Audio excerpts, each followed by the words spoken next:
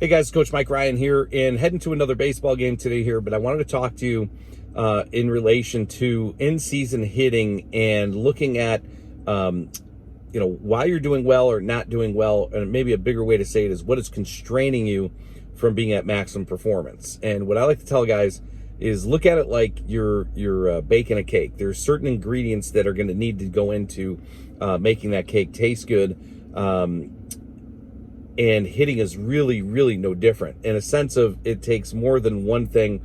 It takes multiple ingredients to really create a really good game hitter. And while there's more than three, I want you to look at the big three ingredients that cannot be missing if you're going to be a good game hitter. And number one, I think people think about all the time, it's a simple one, is people are always looking and analyzing people's swings. Oh, look at his swing. He did that right. He did that wrong.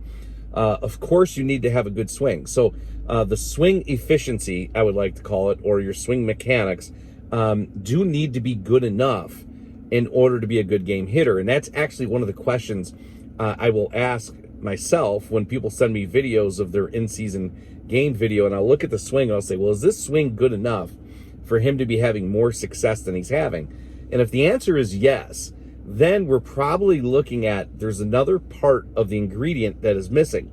So for some people, the swing isn't good enough. The swing is very inefficient, and that's a big part of reason why they're struggling. But there's many hitters out there that actually have a pretty good swing that they just don't hit well in a game. So we got to take a look at that. And then the other thing is some people's practice swing or their batting practice swing also is much more efficient than their game swing.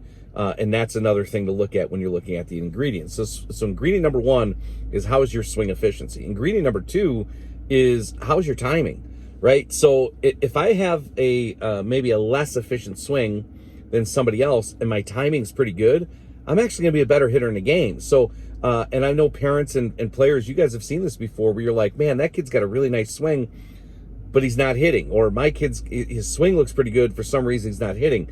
Well, the timing factor comes into play, and timing is absolutely critical because we're talking about, every single pitch that gets thrown to the hitter has a different timing factor. So to give you an example, if the pitch is thrown 80 miles an hour, an 80-mile-an-hour pitch thrown inside and up a little bit, it doesn't have the same reaction time as an 80-mile-an-hour pitch thrown, say, on the next pitch down and away.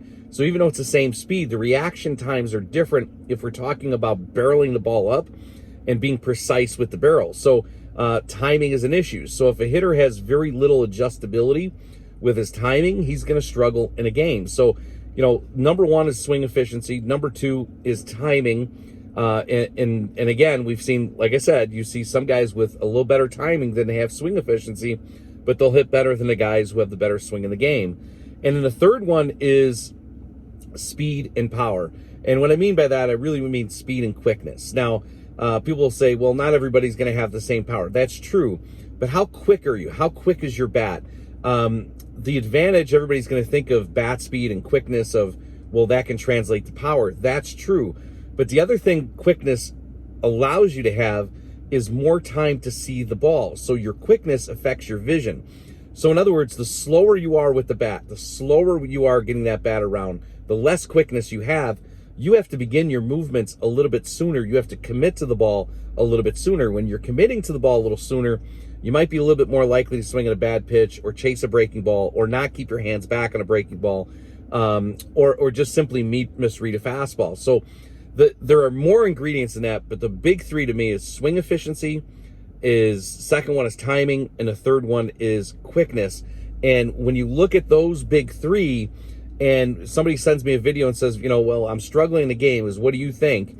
And I take a look at it and I go, well, let's take a look at this. Okay. Number one, is the swing good enough? Okay. Yes or no. The second thing is we do a deep dive on his timing, because timing is, in simple in one way, but there's multiple aspects of what can mess with a hitter's timing. For example, is he getting started on time? Is he getting started too late? Is his front foot landing too early? That's something a lot of people don't look at, is sometimes your front foot can land too early and there's a kind of a hiccup in the middle of the timing in the swing. Okay. So he's not very adjustable. So those are timing factors we look at. And again, the third thing in terms of swing quickness, that gets combined there because again, that affects your vision. The longer you can let the ball travel, the better off you are as a hitter. So quickness is absolutely critical. I just had one of my students text me where he said his season has really turned around. He's hitting the ball really well. And he said he put a better emphasis on his quickness, his hand quickness, and being quick to the ball. In other words, speed, the energy that's going through his system, and getting back to that simple concept has helped him with his vision. He's also hitting with more power in the game. So when you think about you're training yourself as a hitter, you're preparing as a hitter, you shouldn't be just preparing yourself just for technique.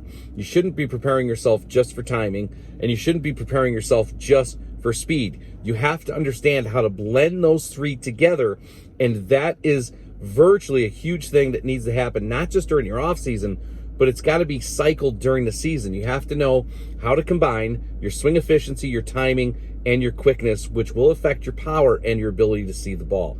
If you have any questions on this, just shoot me an email, fastballusa@hotmail.com.